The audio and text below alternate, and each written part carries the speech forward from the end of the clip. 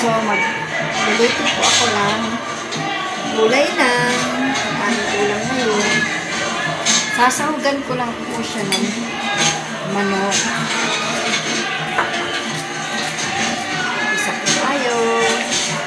Gisa-gisa muna. Sote-sote. Sote. Sote ng bawang. Hindi kaya sa tatanino.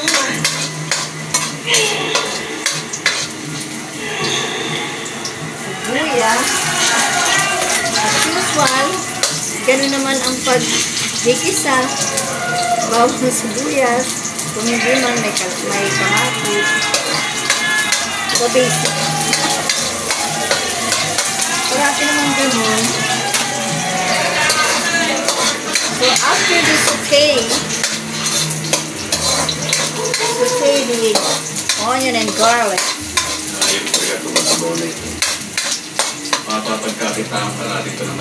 Igisa po natin yung mga manok na hiniwa-hiwang maliliit. Yan ang sahog natin. Yan. Oh. Yan. Mga leeg yan ng manok.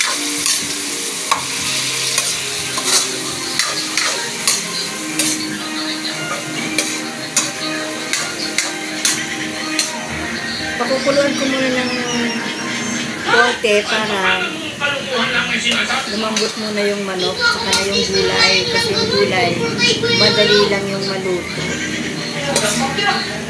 Kasi po Darius, ikaw nang bahala sa pantala? Halika, ituro mo sa akin. Ito lang may sumat, baka namin yung pupunta. So, buksan natin. Ayan na siya, nagmamantika. So, we have to shake it to the left and shake it to the right. Mix. Ano lang sabi ng Indiano? Mekos. Yan. Mekos-mekosin natin. Tapos, lagyan natin yung gulay. Look, oh, sariwang gulay. Oh, napakaganda ng talong. Ang gulay. Yan. Mixin natin. Mekos ulit. Wow, ang sarap. Mekos. O, diba? Ang ganda ng gulay. Yung kulay, oh.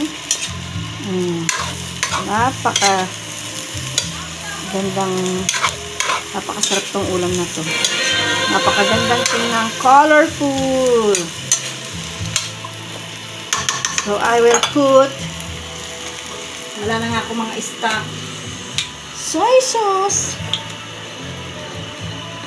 So, soy sauce. Ay!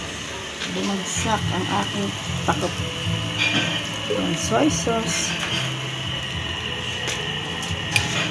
Ilagyan pa natin konti. Yan. After soy sauce, we put vinegar. Pag may vinegar po, hindi ko po muna siya hinahalo. Hindi ko muna siya minimekos-mekos. Kasi sabi ng expert na cook, pag naglagay ka ng vinegar, ng suka, huwag mo muna imekos-mekos. So, I will put the secret ingredients.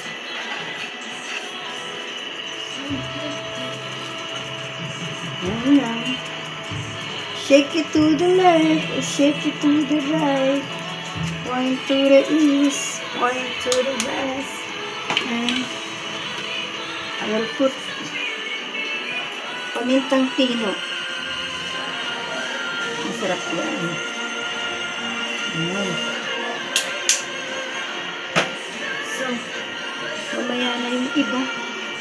Tcharan! Ayan na po siya. Medyo lambot-lambot na yung gulay. Tapos lalagyan natin itong ating malunggay. para masustansya. Lalo na tayong nagkakaedad na, kailangan natin ng gulay sa katawan.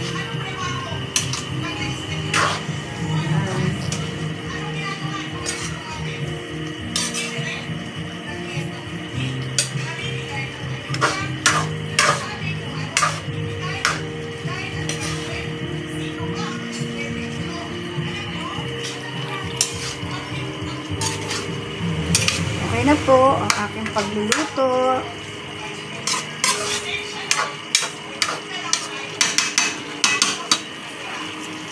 Okay na po ang aking pagluluto. See you next time.